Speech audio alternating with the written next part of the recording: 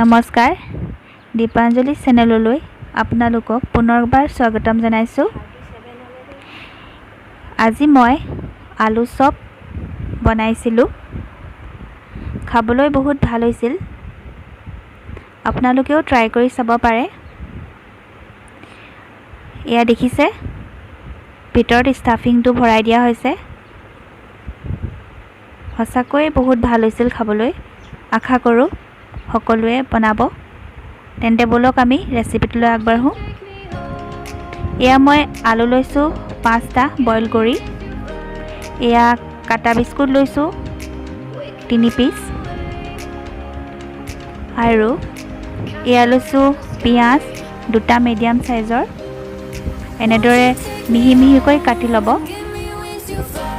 এয়া জলকীয়া লৈছোঁ 2টা আৰু আদা লৈছোঁ অলপ মিহিকৈ কাটি ল'ব।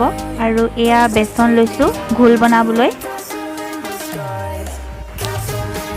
এয়া আলুকেইটা এনেদৰে ৰুকি ল'ব লাগিব। যিহেতু ৰুকি ল'লে আলু চপটো খাবলৈ ভাল হয়। এনেদৰে মই গোটেইকেইটা ৰুকনিত ৰুকি ল'ম। এয়া আৰু এনেদৰে অলপ মোহাৰি দিব।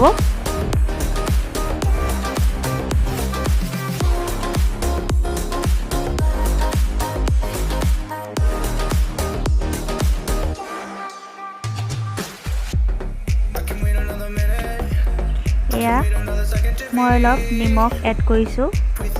আপোনালোকে সোৱাদ অনুসৰি ল'ব পাৰে। আৰু অলপ হালধি গুড়ি। এতিয়া সকলোখিনি ভালদৰে সানি ল'ব।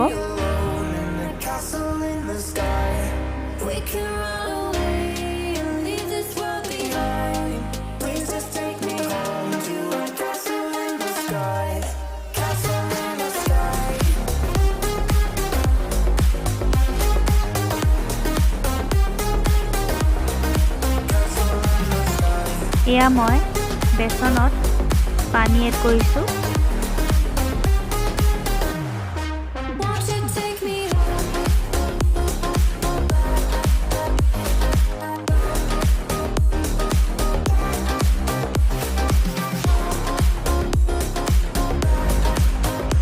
এয়া মই বেচনখিনিত নিমখ এড কৰিছোঁ আৰু এনেদৰে মিক্স কৰি লৈছোঁ।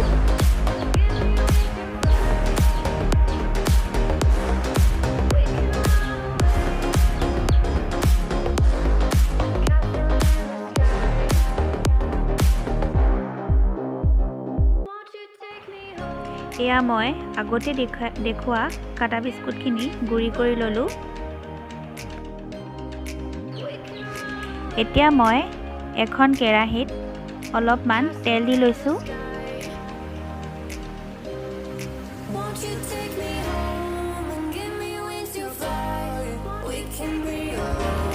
এতিয়া মই ইয়াত পিঁয়াজখিনি দি ল'ম।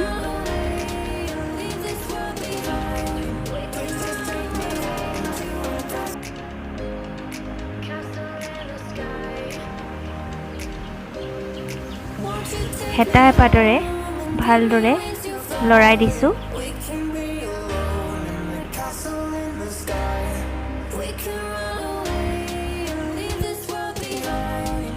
এয়া মই আদাখিনি দি দিছোঁ আৰু লগতে জলকীয়াখিনিও দি দিছোঁ।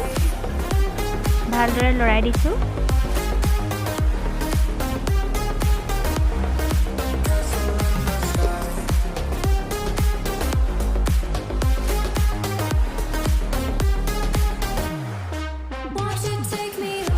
এয়া মই জিৰা গুড়ি এড কৰিছোঁ। ধনিয়া গুড়ি দিছোঁ 1/2 টেবুল স্পুন। এয়া ৰেড চিলি পাউডাৰ দি দিছোঁ। আপোনালোকে সোৱাদ অনুসৰি দিব পাৰে।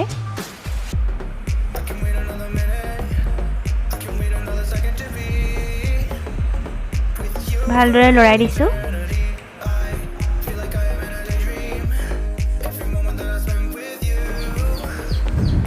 এয়া মই নিমখ এড কৰিছোঁ আপোনালোকে সোৱাদ অনুসৰি দিব পাৰে এয়া হালধি গুড়ি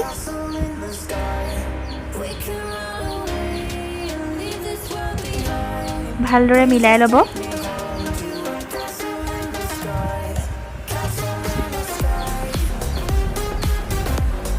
এয়া মোৰ মিশ্ৰণটো ৰেডি হৈ গ'ল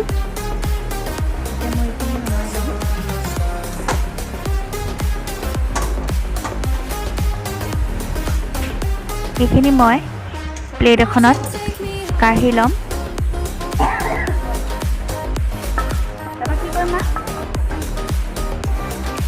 এয়া মই অলপ তেল লৈ লৈছোঁ যিহেতু আলুৰ বল বনাওঁতে হাতত লাগি ধৰিব পাৰে তেতিয়া অলপ তেল লগাই ল'ব এয়া মই এনেকৈ অলপ আলু লৈ এনেদৰে বল বনাই লৈছোঁ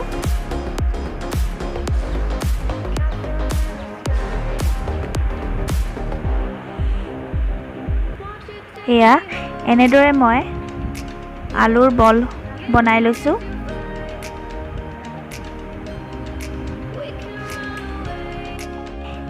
এয়া মই এনেদৰে আলুৰ বলসমূহ বনাই লৈছোঁ আৰু এনেদৰে এটা বল লৈ এনেকৈ ভিতৰ ভাগ অলপ হেঁচি এনেদৰে ষ্টাফিংসমূহ ভৰাই দিম এইদৰে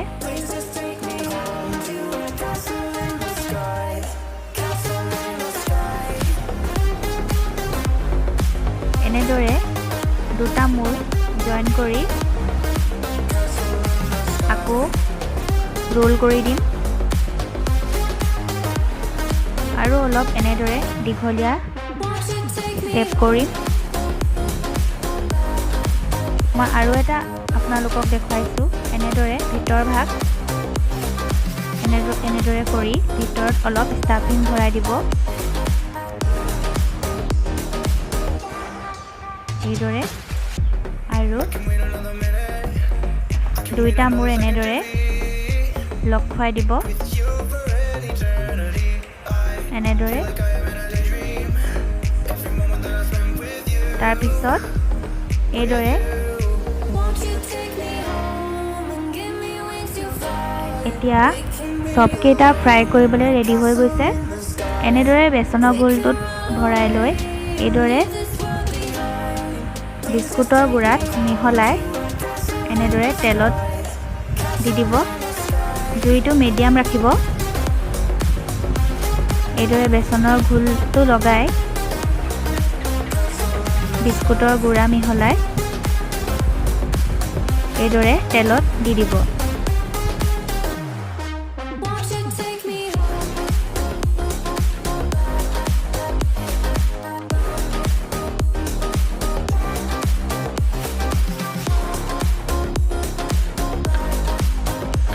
এনেদৰে 3 মিনিটমান তেলত ফ্ৰাই কৰি ল'ব এয়া চাওক মোৰ আলু চপ ৰেডি হৈ গৈছে